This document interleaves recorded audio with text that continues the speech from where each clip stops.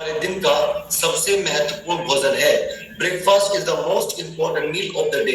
पूरे दिन में हम जो भी भोजन खाते हैं उसका सबसे इंपॉर्टेंट जो मील है पूरे दिन में, दैट इज ब्रेकफास्ट। और हिंदुस्तान में जो सबसे अधिक कैजुअल तरीके से लिया जाता है वो ब्रेकफास्ट ही है। नो, हमने न्यूट्रिशन के बारे में सीखा, पोषक तत्वों के बारे में कल हमने सीखा, और तीन मुख्य जो फैक्टर्स हैं हमारे खाने के, प्रोटीन, कार्बोहाइड्रेट्स एंड फैट, हमने इन तीन के बारे में सीखा था। इन तीनों को भी शॉर्ट में मैं आपको ब्रीफ में एक बार साथ लिए चलता हूं और फिर हम लोग आगे बढ़ेंगे। हमने सीखा था प्रोटीन हमारे मांसपेशियों का भोजन है, as a food for our muscles. हमारा शरीर मांसपेशियों से बना होता है, मसल्स हमारे शरीर को बनाने का काम करती है और प्रोटीन उसका भोजन है। तो जो खाना हमें प्रोटीन देता है उसे बॉडी बिल्डिंग फूड कहा जाता है, शरीर का निर्माण करने वाला खाना। ये बात हमने कल की थी। हमने ये भी डिस्कस किया था कि दो अलग अलग सोर्सेस हैं, animal source and plant source. तो एनिमल सोर्स खाने में अच्छी बात ये भी थी कि सारे वो एमिनोज जो हमें खाने में चाहिए होते हैं वो हर एक में मिल जाते हैं। आपने दूध पिया, आपको सारे एमिनोज मिल जाएंगे। आपने चिकन खाया, सारे एमिनोज मिल जाएंगे। लेकिन दूसरी प्रॉपर्टी ये भी थी कि वो पाचन के लिए आसान और तेज है, मतलब जल्दी से पाचन हो जाएगा और आसान भी है। तो उस वजह से ये खाना उन लोगों के लिए, मैंने बोला प्रोटीन वाला खाना जो एनिमल बेस्ड फूड से आता है, कि जो वर्कआउट या जिम करते हैं उनके लिए सही होगा। लेकिन हमने बात की थी प्लांट सोर्स ऑफ न्यूट्रिशन की, प्लांट सोर्स ऑफ प्रोटीन की। तो वहां हमने डिस्कस किया था कि प्लांट सोर्स में ना तो सारे एमिनोज एक साथ मिलते हैं और ये ना पाचन के लिए आसान होता है, पाचन के लिए स्लो भी होता है। बट हमें एक ऐसा प्रोटीन की आवश्यकता है जो 9 के 9 एमिनोज एक साथ देता हो, पाचन में आसान हो लेकिन स्लो हो। Got it? पाचन में आसान भी हो और स्लो भी हो। जब हम कोई एक ऐसा प्रोटीन लेंगे जो पाचन में आसान और स्लो होगा तो उससे फायदा क्या होगा, हमारी लंबे समय तक भूख शांत रहेगी। क्यों? क्योंकि प्रोटीन हमारी भूख को शांत रखता है। दूसरा, एनर्जी धीरे धीरे रिलीज होगी जिससे कि हमारा शरीर लंबे समय तक ऊर्जावान बना रहेगा। और ऐसे में हमारी जरूरत मांसपेशियों को रिपेयर करने की नहीं थी, तो इसी वजह से यह लंबे समय तक भूख को शांत रखेगा और हमारे ऊर्जा के स्तर को बनाए रखेगा और मांसपेशियों को लगातार निर्माण करता रहेगा।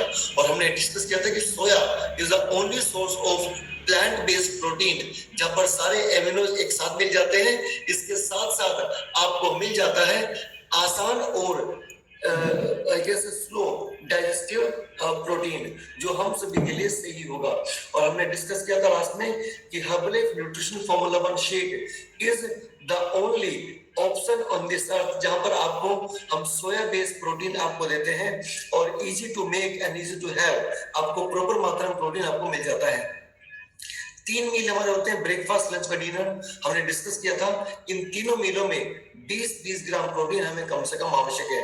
20 gram protein in breakfast, 20 gram in lunch, 20 gram in dinner. इसके अलावा 2 हेल्दी स्नैक्स होते हैं, 7 से 10 ग्राम प्रोटीन मैंने आपको दोनों हेल्दी स्नैक्स के अंदर भी आपको बताया था। तो इस तरह करके 75 ग्राम प्रोटीन एवरेज पुरुषों को और 70 ग्राम तक प्रोटीन लगभग एवरेज महिलाओं को औसत जरूरी है। वैसे हमें अपने वजन, अपने काम और उम्र के हिसाब से प्रोटीन की मात्रा को अलग अलग लेना होता है, बट औसत रूप से 1 किलो वजन पे 1 ग्राम प्रोटीन सामान्य लोगों के लिए, जिम जाने वालों के लिए 1 किलो पे 1.5 ग्राम और बच्चों के लिए भी मैंने 1 किलो पे आपको 1.5 ग्राम तक का प्रोटीन आपको बताया था। तो formula 1 shake and Shakemate and personalised protein powder, these are the best choice जो आपको सोया बेस्ड प्रोटीन आपको देता है और जो आपके लिए सभी के लिए आवश्यक है। नंबर 2 लिखिए, हमने सीखा था कार्बोहाइड्रेट्स के बारे में। So what are carbohydrates? Carbohydrates वो होते हैं जो हमें ऊर्जा देते हैं, दे गिव अस एनर्जी। तो ऐसे में हमने एनर्जी के बारे में बात की थी कि एनर्जी हमें मिलती है कार्बोहाइड्रेट से, तो इसी वजह से जो खाना हमें ऊर्जा देता है उसे एनर्जी फूड कहा जाता है। Got it? जैसे जो खाना हमें प्रोटीन देगा उसे बोलते हैं बॉडी बिल्डिंग फूड, और जो खाना हमें एनर्जी देगा उसे बोलते हैं एनर्जी फूड। तो ऊर्जा का मुख्य स्रोत हमारे खाने में कार्बोहाइड्रेट्स है, लेकिन जो ऊर्जा को हम इस्तेमाल नहीं करते हैं वो कहा जाती है फैट में। अंतराल में ये है कि हम लोग जरूरत से अधिक ऊर्जा अपने खाने में ले रहे हैं। लेकिन इसके थोड़ा और आगे बढ़ेंगे, हम एड मैं आपको बताना चाहूंगा कि जो कार्बोहाइड्रेट्स है वो दो मेन कैटेगरी में डिवाइड किया जाता है उसके डाइजेस्टिबिलिटी के आधार पर। एक सिंपल कार्बोहाइड्रेट्स लिखिए, नंबर 2 कॉम्प्लेक्स कार्ब्स। ये भी बात हमने कल कर ली थी। सिंपल कार्ब्स पाचन के लिए आसान और तेज है, बट कॉम्प्लेक्स कार्बोहाइड्रेट पाचन के लिए आसान और स्लो है। जितने भी बेकरी के उत्पाद हैं, जितने भी तला भुना मीठा फास्ट फूड है, वो सारा सिंपल कार्ब्स में आता है। ना वो डायबिटिक पेशेंट्स के लिए सही है और ना ही वो सही होगा हार्ट पेशेंट्स के लिए जो सिंपल कार्ब्स वाला खाना, बिकॉज जैसे सिंपल कार्ब्स पेट में जाएगा तुरंत डाइजेस्ट होगा, आपका जो एनर्जी है वो जल्दी ब्लड स्ट्रीम में जाएगी इंस्टेंटली, तो आपका एनर्जी लेवल स्पाइक होगा, शुगर लेवल स्पाइक होगा, जिसकी वजह से डायबिटिक पेशेंट को प्रॉब्लम होगी। और जो डायबिटिक पेशेंट नहीं भी है तो इंसुलिन सेक्रेट होकर के उस high energy and sugar level को उसे फैट में कन्वर्ट कर देता है और वह फैट हमारे हार्ट के लिए प्रॉब्लम करेगा। तो ऐसे में हमने कॉम्प्लेक्स कार्ब्स के बारे में बात कही थी, जहां पर कॉम्प्लेक्स कार्ब आपको एक सही ऑप्शन है ऊर्जा देने का। फलों, सब्जियों, अनाज, दालों एंड इस तरह से सीड्स, उन सब में हमको कॉम्प्लेक्स कार्ब्स मिलते हैं। हमने ये भी डिस्कस किया था एनिमल सोर्सेज कॉम्प्लेक्स कार्ब्स में नहीं आते, एनिमल सोर्सेज कॉम्प्लेक्स कार्ब्स में नहीं आते एंड इसी वजह से हमें एनिमल बेस्ड फूड से बचना होगा। उन लोगों खास करके जो मेहनत नहीं करते, जो कोई व्यायाम नहीं करते, जो कोई एक्स्ट्रा ऐसा वर्क नहीं करते जहां आपकी मसल्स इन्वॉल्व है, तो आपको प्रोटीन की आवश्यकता पूरी करने के लिए आपको plant source specially soya and carbs लेने के लिए भी स्पेशली आपको प्लांट सोर्स की तरफ ही मूव करना चाहिए। नाउ हमने डिस्कस किया था वहां पर कि shake is the best choice है, जहां आपको कॉम्प्लेक्स कार्ब्स हमारे शेक के अंदर मिल जाता है। तो ना केवल प्रोटीन आपको प्रॉपर मिलेगा शेक में, आपको कॉम्प्लेक्स कार्बोहाइड्रेट्स भी प्रॉपर मात्रा में आपको मिल जाते हैं। लास्टली अगले 1 मिनट के अंदर आपको बताने वाला हूं फैट के बारे में। फैट दो तरह के होते हैं, one is saturated fat, number 2 is unsaturated fat. Got it. Fat हमारे शरीर में संरक्षित ऊर्जा है, जो हमने बचा ली वो फैट में इकट्ठा कर ली। Got it. फैट में इकट्ठा करना ऊर्जा को सही है, लेकिन एक मात्रा तक। उसके ऊपर वो बैटरी का बैटरा बन जाता है और हमारा पेट बाहर आएगा, वो मोटापे में सहायक होगा। Got it. तो एक मात्रा तक स्टोर करना जरूरी है, लेकिन एक मात्रा के बाद वो हमारे स्वास्थ्य को खराब करेगा। इसके अलावा मैं आपको बताना चाहूंगा सैचुरेटेड फैट वो होते हैं जो नॉर्मल टेम्परेचर पे जम जाते हैं और हमारे स्वास्थ्य के लिए उतना सही नहीं है। Got it. तो हमें ऐसे फैट्स को रोकना होगा, बचाना होगा। स्पेशली डालडा, बटर एंड घर वाला घी भी 20 डिग्री टेम्परेचर पे, जो कि एक एवरेज नॉर्मल टेम्परेचर कहा जाता है 20, 23, 24, तो इसमें वो जम जाता है।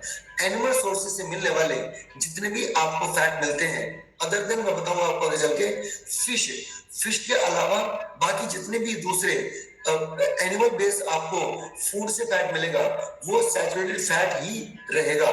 लेकिन इसके अलावा बातें हैं अनसैचुरेटेड फैट। ये वो फैट है जो आपको नॉर्मल टेम्परेचर पर जमता नहीं है और हमारे शरीर के लिए आवश्यक है, जैसे कि ऑलिव ऑयल, जैसे कि सरसों का तेल मैंने कहा था, जैसे कि आलमंड ऑयल कहा था। इसके अलावा और कई सारे ऑप्शंस हैं जहां पर फिश ऑयल को भी ओमेगा 3 फैट कैटेगरी में रखा गया, अनसैचुरेटेड फैट में रखा गया, वो भी जमता नहीं है। तो fish is the only option जहां पर आपको अनसैचुरेटेड फैट मिल जाता है एनिमल सोर्स से।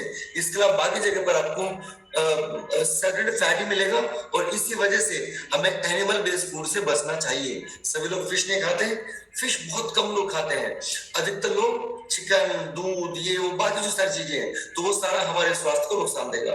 तो ये भी एक कारण है आपको कि आपको एनिमल बेस्ड फूड से क्यों बचना चाहिए। हमने 3 चीज देखे, प्रोटीन, कार्बोहाइड्रेट्स, फैट। प्रोटीन हमारी थाली में 30% जरूरी है, कार्बोहाइड्रेट्स 40% जरूरी है एंड अगले 30% जरूरी है आपके खाने में फैट। तो यहां तक की बात हम कर चुके थे और मैंने 10 मिनट के अंदर कल जो 2 घंटे में सीखा था उसको ब्रीफ में आपको मैंने डिस्कस किया है। आपका रिवीजन भी हो गया। जो लोग कल आए थे, जो लोग नहीं आए थे, उनके लिए हमने